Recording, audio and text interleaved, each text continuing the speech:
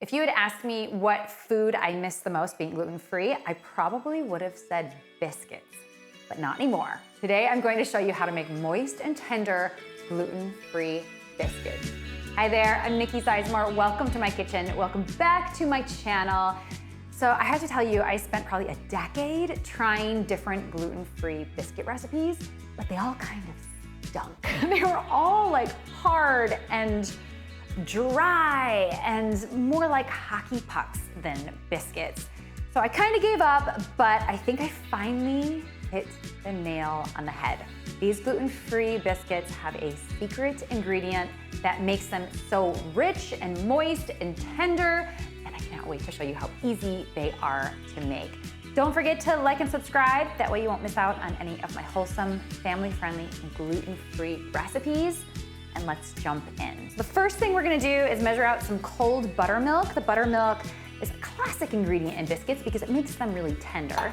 So I need a half cup of the buttermilk. This is a really thick local buttermilk. If you don't have buttermilk, you can just mix some plain yogurt with a little bit of milk to thin it out, or you can add lemon juice to whole milk and it's gonna start to curdle and acidulate, and then you can use that instead. Now here's a secret ingredient. Canned pumpkin. And I know this might sound crazy, but the idea came about when my husband was eating a sweet potato biscuit, because I was thinking, oh wait, the sweet potato could be the thing that gives the gluten-free biscuit more moisture, which it really lacks. I tried the sweet potato, but it turned out really heavy. The gluten-free biscuits turned out really heavy. So then I was like, what about canned pumpkin? And it was a game changer because the pumpkin makes the biscuits so moist and tender. They are still denser than a traditional biscuit due to the nature of the gluten-free flour, but it won't matter because they taste so good. And the pumpkin does give the biscuits a very subtle flavor, but I love it. It adds a little bit of sweetness. So all we need is a quarter cup, and that makes all the difference. I'm gonna add this right into that cold buttermilk and whisk it together.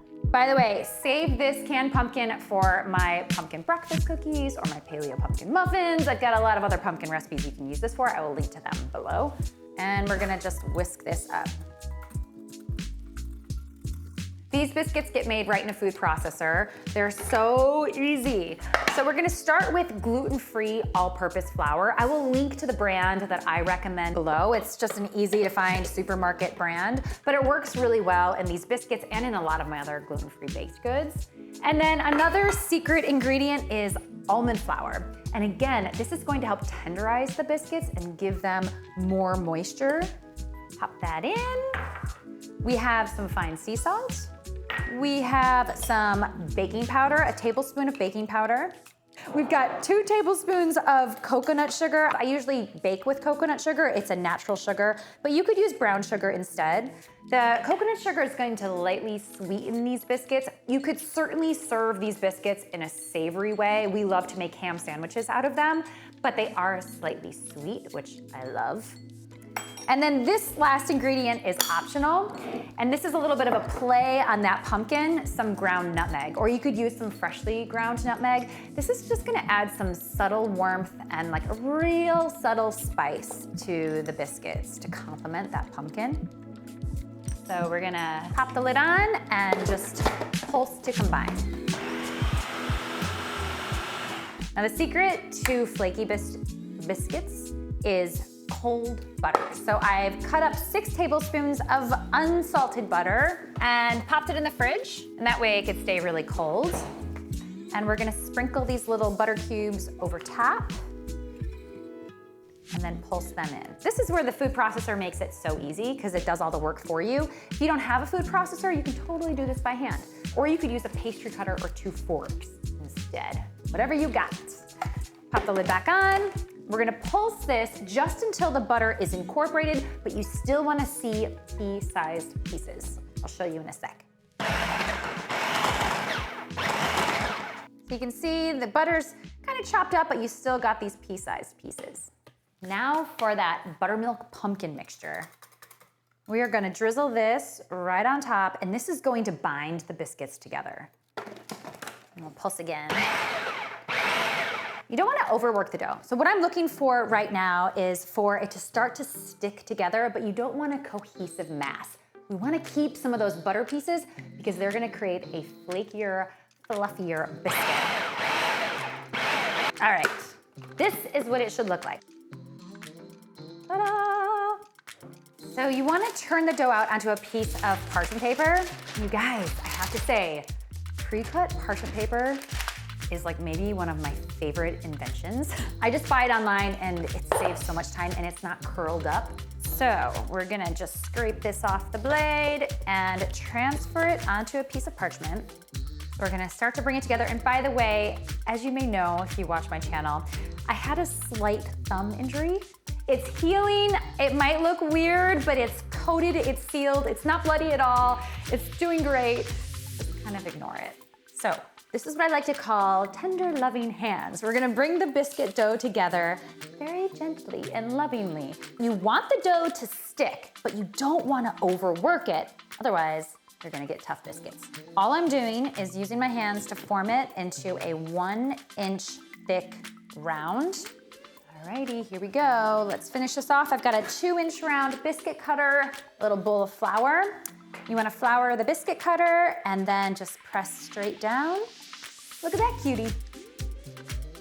If it cracks when it comes out of the biscuit cutter, don't worry. Just kind of piece it back together. They will hold together when they bake. By the way, these freeze beautifully. So we always just have a batch and that way they're really easy to reheat, even with an afternoon cup of tea and some butter and jam. I'm not British, but it's just such a romantic thing to do. After you do one batch, bring the dough back together. Again, form it back into a round and we'll cut out. I'll probably get 2 more out of this. Go. All right, 1 more. And before these go in the oven, I'm going to brush them with some melted butter, and that's gonna help give the tops a nice kind of golden brown appearance. So these are gonna go in a hot oven, 425 degrees. I forget how long they take, but I will tell you in a minute.